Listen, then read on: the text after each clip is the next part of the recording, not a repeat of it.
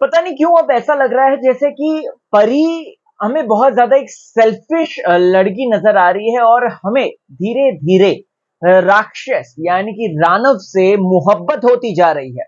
जी हाँ दोस्तों, आज के अगर आप एपिसोड को ध्यान से देखेंगे तो ऐसा लग रहा है कि जैसे परी जो है, हालांकि उसकी शक्तियां वापस नहीं आई हैं लेकिन उसकी याददाश्त वापस आ चुकी है। तो दिल से ऐसा लग रहा है कि यार परी, आप इतनी नेगेटिव निकल रही हो और रानव के प्रति लोगों की मोहब्बत बहुत दिल से आ रही है, क्योंकि वो राक्षस होने के साथ साथ एक दिल का अच्छा इंसान भी बन रहा है।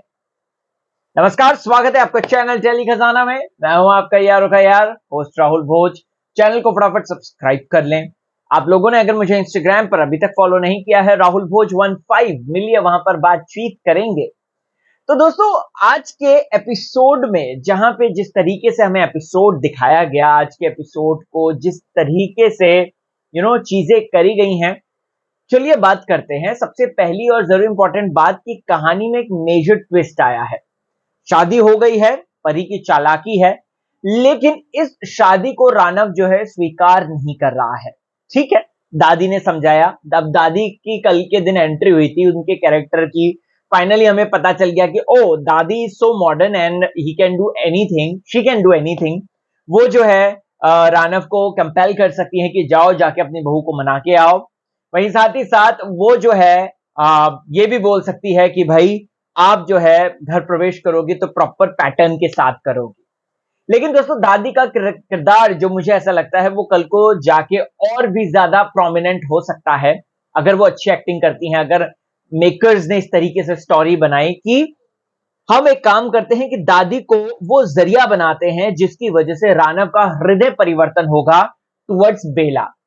वो तो ठीक है, रानव का तो हो जाएगा, लेकिन बेला का हृदय परिवर्तन रानव की तरफ कब होगा, मैं तो ये जानना चाहता हूं।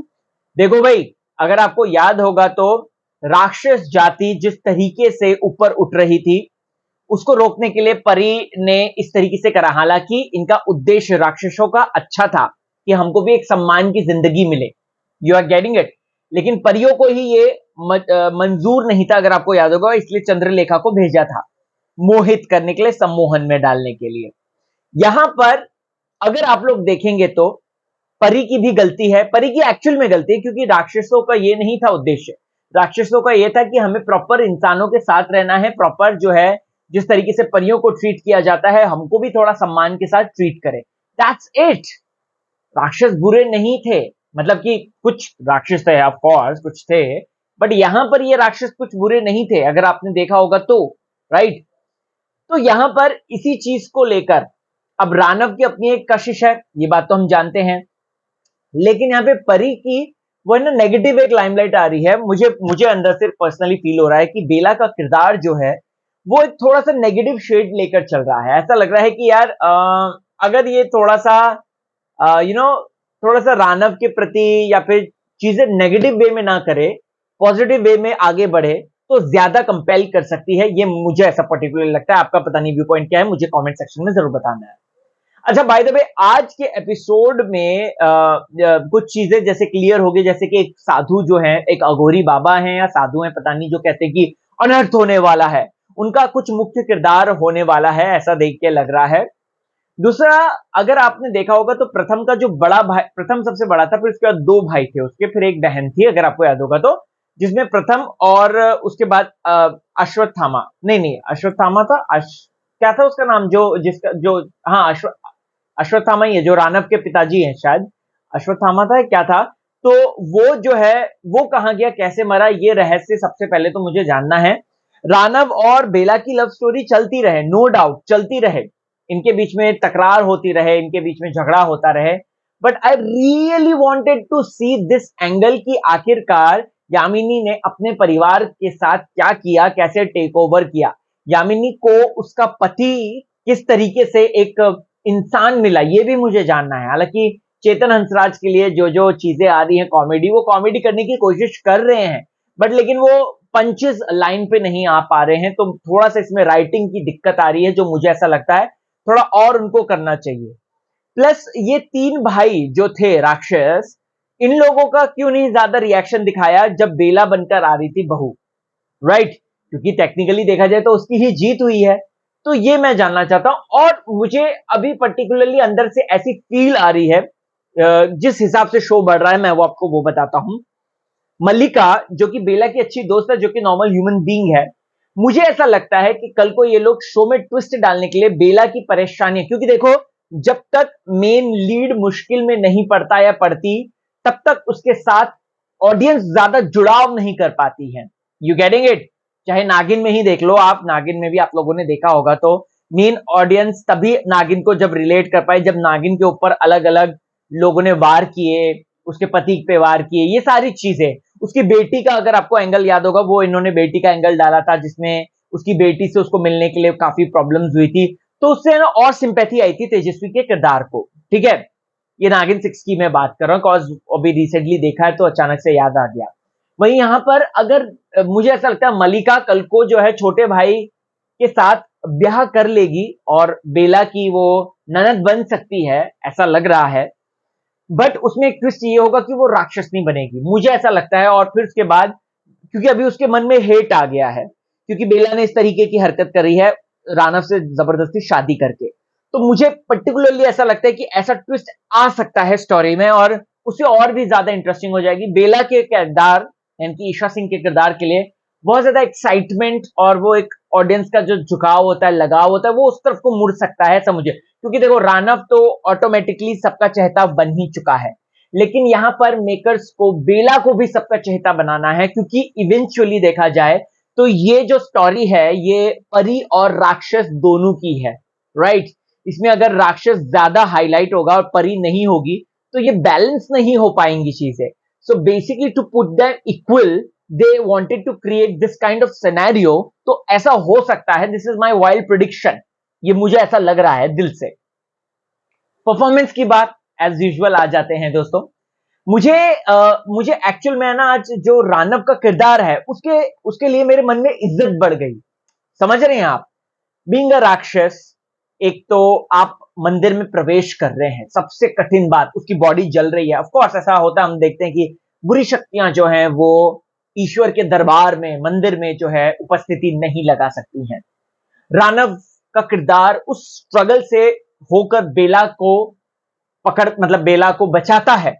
This is such a good thing, right. वो बचाता है, वो बचा रहा है।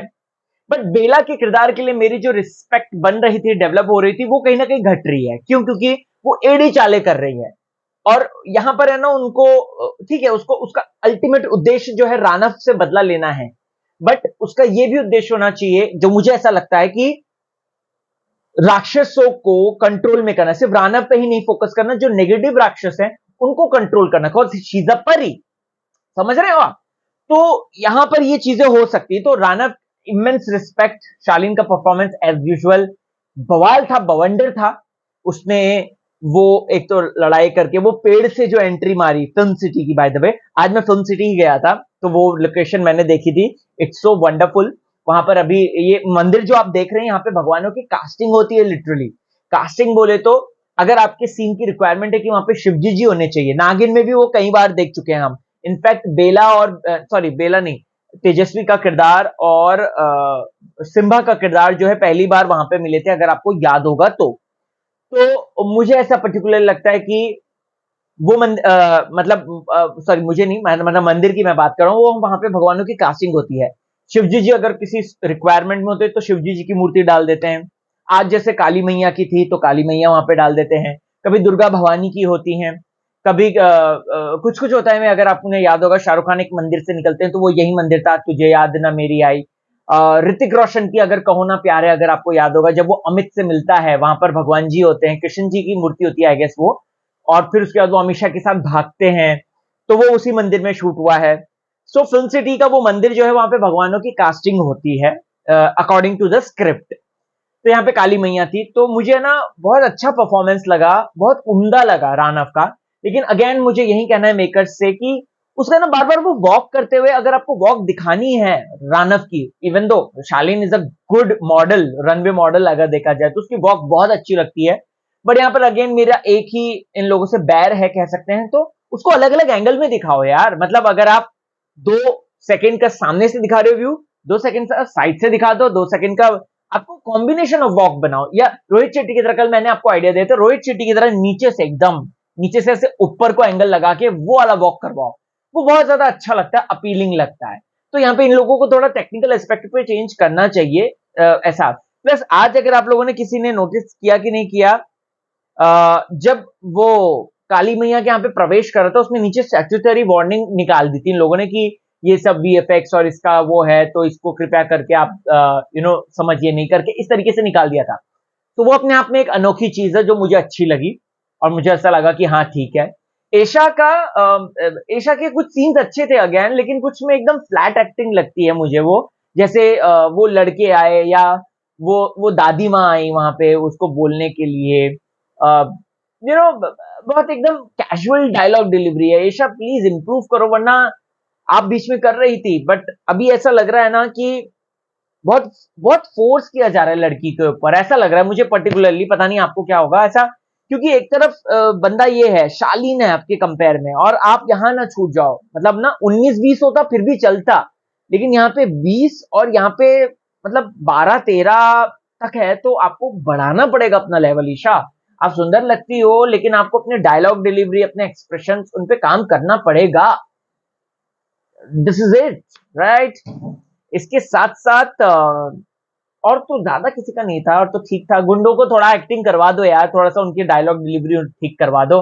ठीक है भले वो गुंडे हैं, लेकिन वो प्रोमिनेंट लगने तो चाहिए कम से कम, ऐसे नकली नहीं लगने चाहिए, राइट, जैसे वो नकलीपन कर रहे थे, वो मुझे ऐसा लगता है।